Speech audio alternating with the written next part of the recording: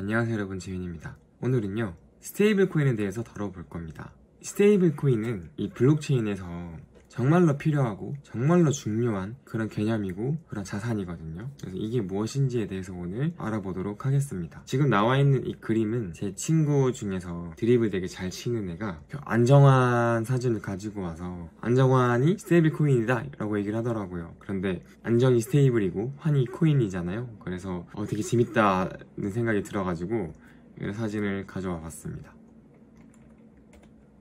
우선 이 스테이블 코인을 논하기 전에 우리가 화폐라는 게 무엇인지에 대해서 한번 알아봐야 돼요. 먼저 사토시 나카모토가 2008년에 퍼블리시했던 비트코인 논문을 한번 살펴봅시다. 이 비트코인 논문의 제목이 이래요. 비트코인 A Peer-to-Peer Electronic Cash System이에요. 제목에서 보시면 아시듯이 비트코인이라고 하는 건 P2P로 이루어지는 일렉트로닉 전자 캐시 시스템, 결제 시스템이죠. 즉 사토시 나카모토는 사토시가 비트코인이라고 하는 것을 고안할 때부터 결제를 염두에 두었다, 혹은 화폐 시스템을 염두에 두었다라는 것을 우리가 알 수 있어요. 밑에 내용들을 쭉 읽어보면 우리가 P2P로 캐시 시스템을 만들기 위해서 어떠한 개념들을 도입을 했고 어떠한 아키텍처를 도입을 했는지를 차례차례 설명을 하고 있어요. 그래서 사토시 나카모토는 비트코인을 만들 때 이것을 화폐로 쓰기 위해서 만들었다라고 우리가 예측을 할 수가 있는데요. 그런데 문제는 이거죠. 비트코인을 화폐로 쓰기에는 굉장히 무리가 있습니다. 왜 그러냐? 가장 큰 이유는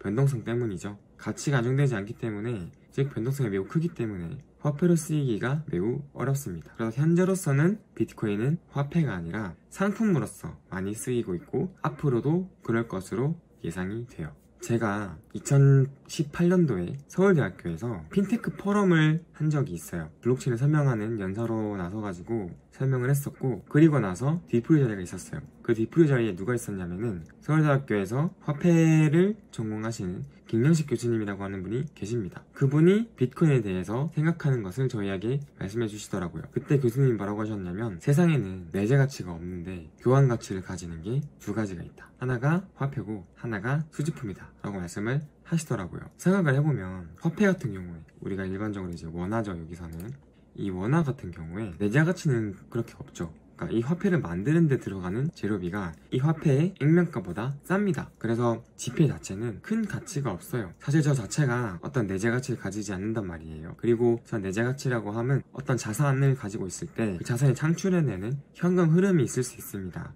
그 현금 흐름이 만약에 있다면 그걸 가지고 저 자산의 내재 가치를 판단할 수가 있는데요. 원화 같은 경우는 그런 것도 없죠. 그냥 들고 있기만 하는 거고 나중에 내가 다른 것과 교환할 수 있는 정도의 가치만 가지고 있어요. 한편 수집품 같은 경우도 비슷하죠. 보통 수집품들이, 여러분들이 원하는 수집품이라고 하면 주로 유희왕 카드, 아니면 포켓몬 카드, 아니면은 미술품, 아니면 우표, 이런 게 될 수 있잖아요. 그러면 우리가 이런 걸 생각해 볼 수가 있어요. 저 두 가지가 내재 가치가 없는데 교환 가치를 가지잖아요. 되게 비슷한 특징을 가지고 있는데 다른 점이 있죠. 다른 점은 화폐는요, 내재 가치가 없지만 누구나 그 교환 가치를 인정하고 있어요. 누구나 그 5만원이라고 하면 그 5만원이 다른 무언가와 교환이 가능하다는 것을 알고 있습니다. 반면에 수집품은 어때요?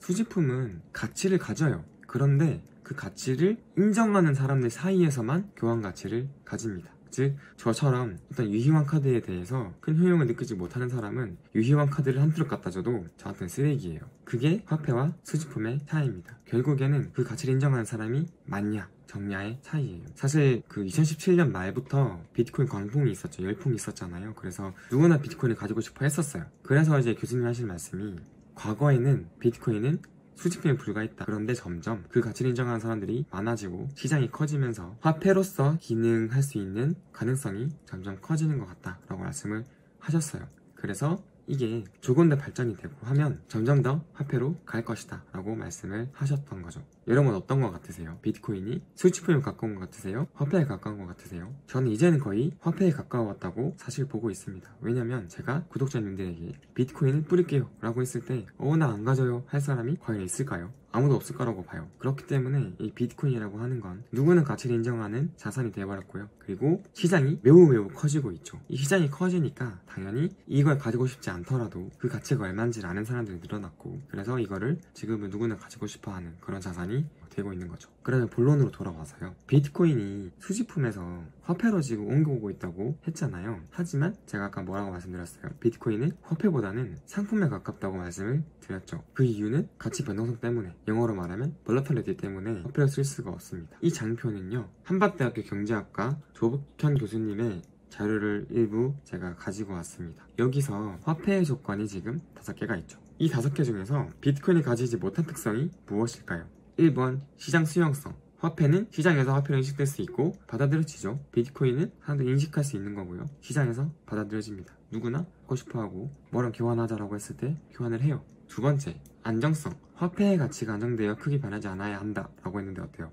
안정성이 없죠. 하루에도 5%씩 변하는 게 비트코인입니다. 그래서 가치가 안정되어 있지 않아요. 안정되지 않는 이유는 비트코인의 공급량이 한정되어 있기 때문에 수요에 따라서 가격이 심하게 변동한단 말이에요. 그래서 저 안정성을 확보하기가 매우 어렵습니다. 3번, 화폐가 부족하거나 너무 많을 때 그것을 관리할 수 있는 최종 책임자가 있어야 함 라고 했는데 어때요? 즉 이것은 국가가 재정정책을 피듯이 누군가가 화폐량을 조정할 수 있어야 한다라는 얘기인데 그게 불가능하죠. 비트코인은 매 블록마다 일정량의 비트코인이 새로 생성이 되고요. 또 반감기가 있어가지고 4년마다 공급량이 줄어들죠. 즉 알고리즘에 의해서 일정하게 분배가 되기 때문에 3번도 가지지 않아요.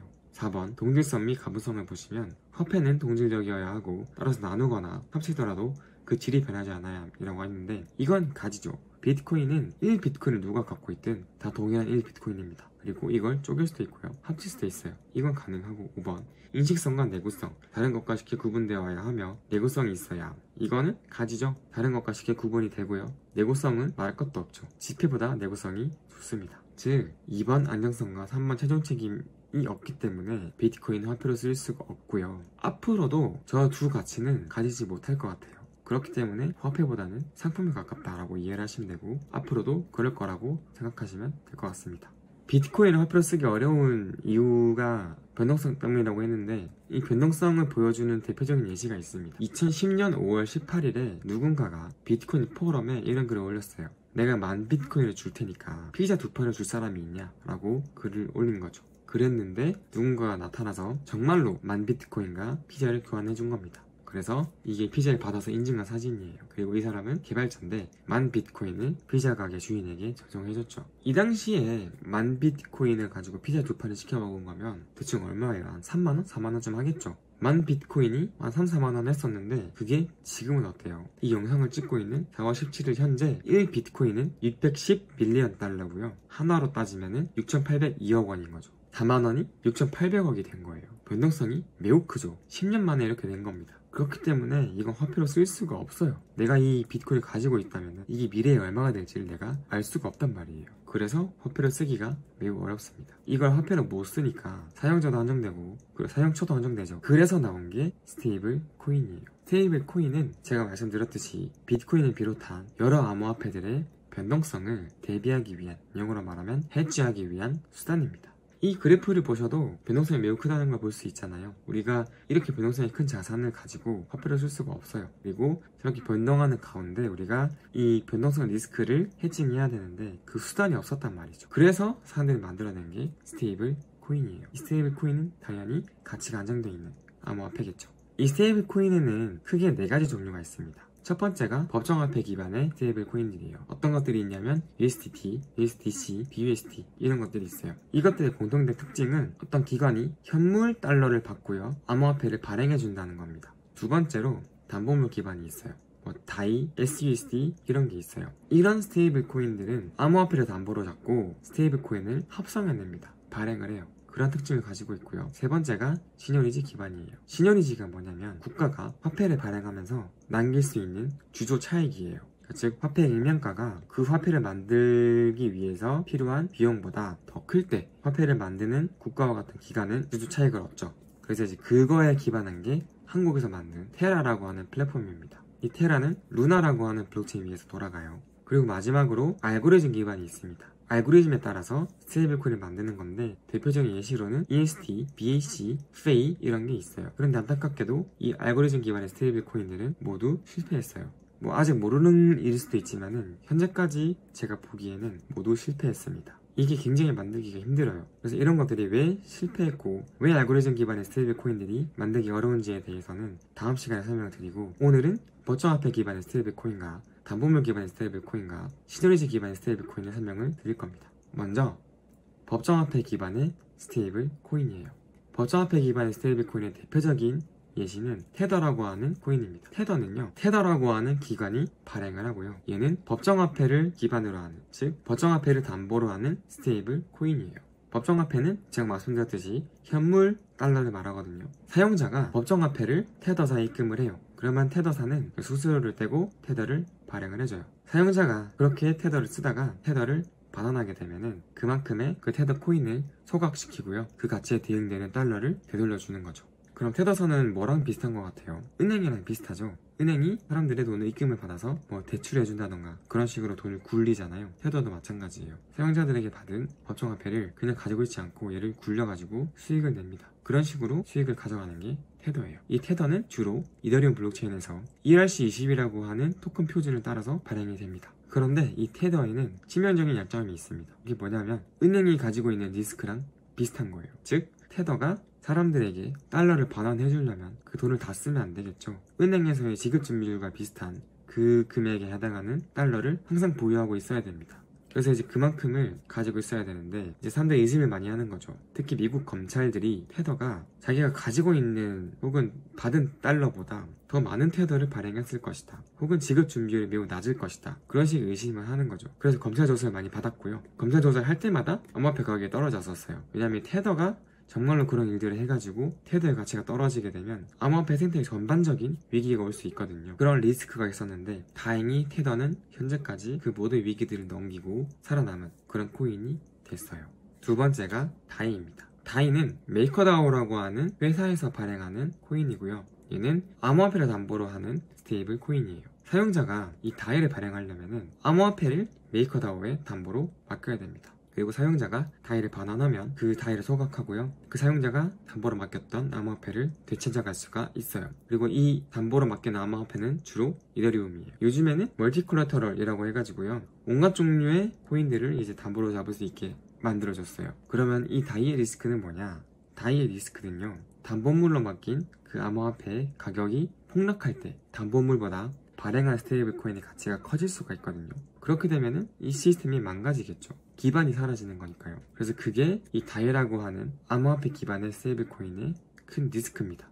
그래서 실제로 그런 일이 발생한 적이 있어요. 2020년 4월 12일에 이더리움 가격이 폭락을 했거든요. 그래서 메이커다오에 이더리움을 맡기고 다이를 발행해서 쓰던 사람들이 이더리움이 폭락하니까 다이를 다시 반환해가지고 자기의 빚을 청산했어야 됐는데 그게 안 됐던 적이 있어요. 왜냐면은 보통 폭락할 때는 트랜잭션이 매우 많이 발생하거든요. 그러면 이게 교통체증처럼 트랜잭션이 너무 많이 몰리니까 처리가 잘 안 되는 특징이 있어요. 그래서 사람들이 내 담보를 지키기 위해서는 다이를 반환하던지 이더리움을 추가로 입금을 하던지 해야 되는데 이걸 다 못한 거죠. 그 상태에서 사용자들의 자산이 다 청산이 돼버렸어요.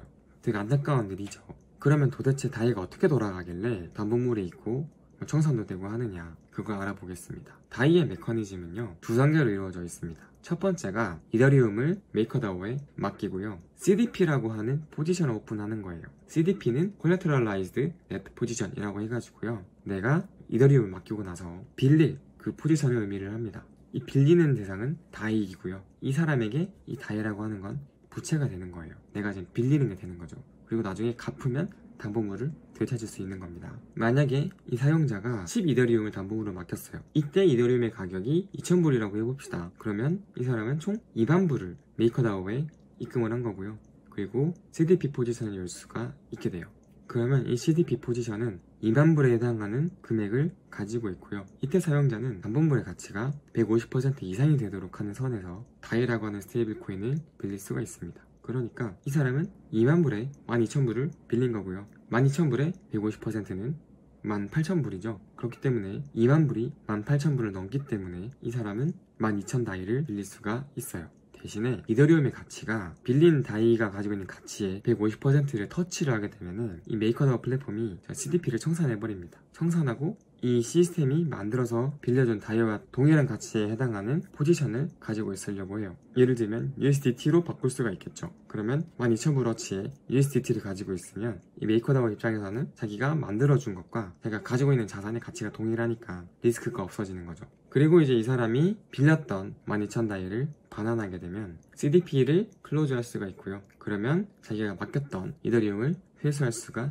있습니다. 그런데 이 다이를 빌려주는 건 알겠어요. 이 다이를 1달러 가치라고 생각하는 건 알겠단 말이에요. 그런데 다이가 과연 1달러를 유지를 할까요? 그게 좀 의문이죠. 이 메이커다오에서는 다이의 가격이 1달러를 유지를 하는지를 계속해서 감시를 합니다. 그 다이의 가격을 감시하는 집단을 오라클이라고 부르고요. 이 오라클은 각 중앙화 거래소들에서 다이의 가격을 피드를 해줘요.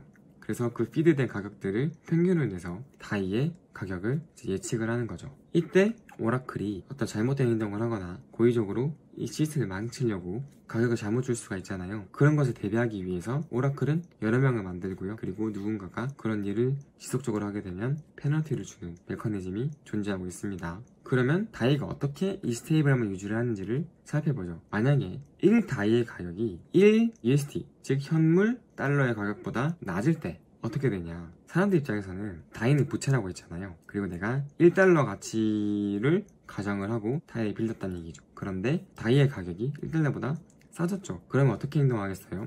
시장에서 다이를 싸게 사서 자기의 빚을 갚으려고 하겠죠. 그러니까 시장에서 다이를 사들이니까 어때요? 시장에서의 다이의 통화량이 줄어들고요. 통화량이 줄어드니까 다이의 가치가 오르겠죠. 그러면 다이가 1달러에 맞춰지게 되는 겁니다. 반대로 다이의 가격이 1달러보다 크면 어떻게 돼요? 사람들은 빚을 많이 내려고 할 겁니다. 왜냐면 지금 다이의 가격이 비싸니까 내가 100만원을 빌려도 실질적으로는 90만원을 빌린 효과가 있어요. 그래서 그만큼의 차익을 얻을 수 있는 거죠. 이 차익은 나중에 다이가 1달러로 정상화가 되었을 때 발생하는 프리미엄이겠죠. 그걸 먹을 수 있으니까 다이의 가격이 비싸지면 사람들은 빚을 더 만들려고 합니다. 마치 요즘처럼 국가가 화폐를 마구 발행하는 시대에는 화폐의 가치가 계속 떨어지니까 빚을 많이 내는 게 유리한 것과 비슷하죠. 왜냐면 빚을 많이 내게 되면 화폐의 가치가 떨어지잖아요. 그러면 내 빚도 같이 줄어드는 효과가 있어요. 그거랑 비슷한 거죠. 그래서 사람들이 다이를 발행하려고 할 거고요. 그러면 시장에서 다이의 통화량이 증가하니까 다이의 가격이 하락하게 될 겁니다.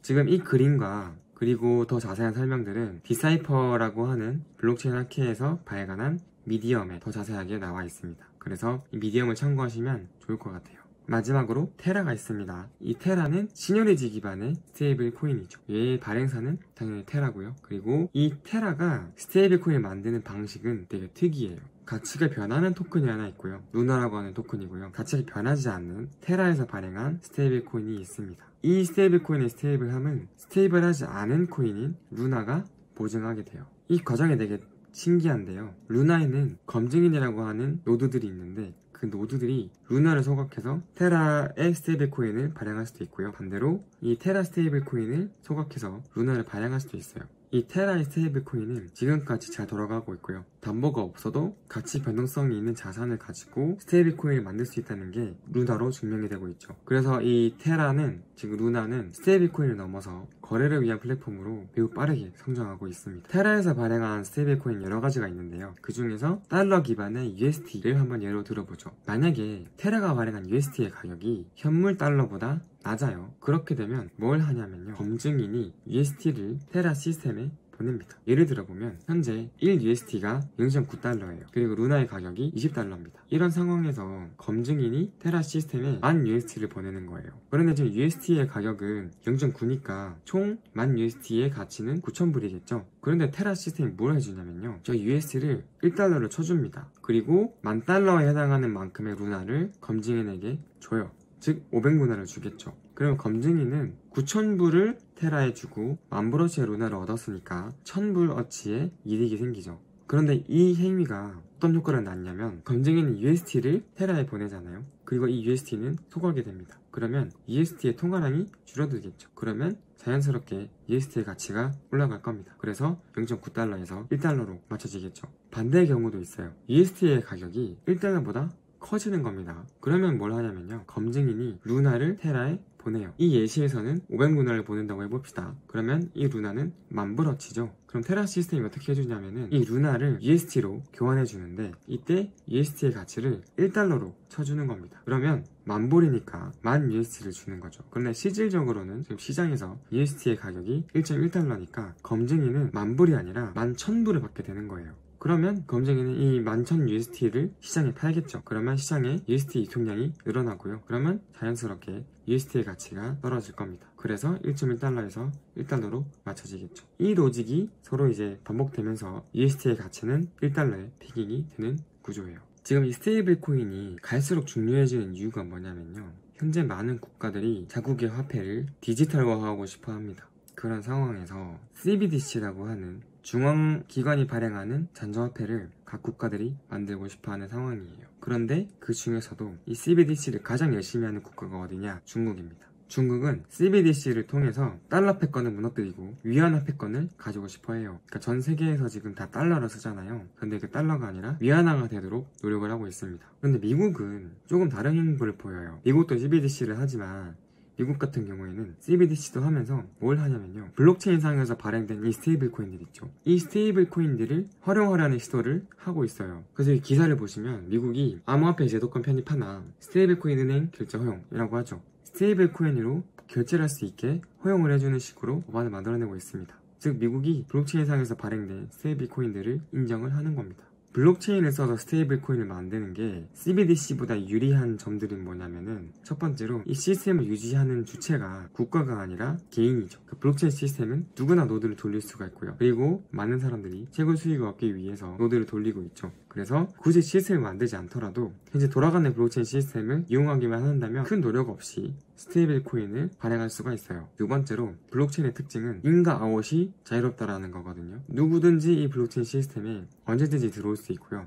언제든지 나갈 수 있어요. 언제든지 들어올 수 있다는 얘기는 무슨 말이냐면은, 내가 어떤 사람이 세계 어디에 있든 이더리움 노드만 띄우게 되면은 그 노드에 있는 스테이블 코인을 쓸 수 있다는 얘기죠. 그래서 현재 달러는 전 세계에서 사용하는 화폐잖아요. 그런데 이 달러가 이더리움에 들어있다? 그러면 전 세계 사람들이 누구나 이더리움을 띄우기만 하면은 USDT, 다이 이런 스테이블 코인들을 사용할 수가 있어요. 그게 매우 큰 장점이죠. 시스템을 유지하는 비용이 거의 없고, 그리고 시스템을 만들지 않아도 된다 라는 게 블록체인을 사용한 스테이블 코인이 가지는 장점입니다. 그래서 제가 생각했을 때는 저 CBDC보다는 블록체인상에서 구현한 스테이블 코인이 훨씬 좋아 보여요. 그래서 이런 생각을 할 수 있겠죠. 매우 중앙화된 형태를 발행하는 CBDC와 그리고 세계에서 가장 민주적인 국가인 미국이 가장 탈중앙화가 된 시스템인 블록체인을 써서 그 위에서 발행한 스테이블 코인이 있단 말이죠. 그러면 중국이 서비스하는 CBDC와 미국이 서비스하는 블록체인상의 스테이블 코인 중에서 누가 이길까요? 저는 답은 정해져 있다고 봅니다. 과연 세상이 제 예측대로 될지 혹은 여러분의 생각대로 될지 지켜보면 재밌을 것 같습니다.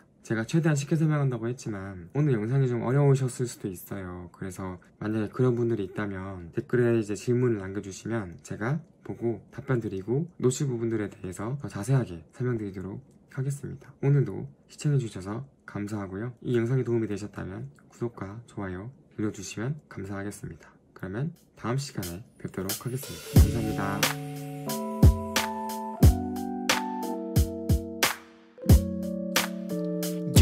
It's for you.